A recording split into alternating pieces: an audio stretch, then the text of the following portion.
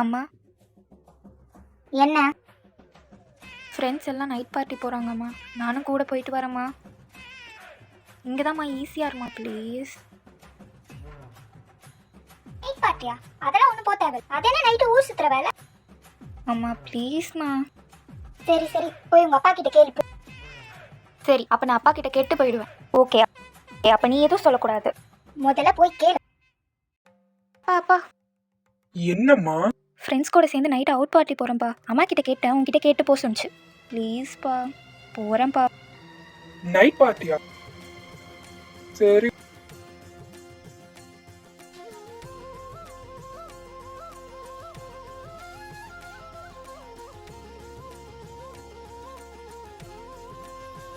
அதெல்லாம் ஒண்ணு வேண்டாம், நீ வீட்லயே இரு.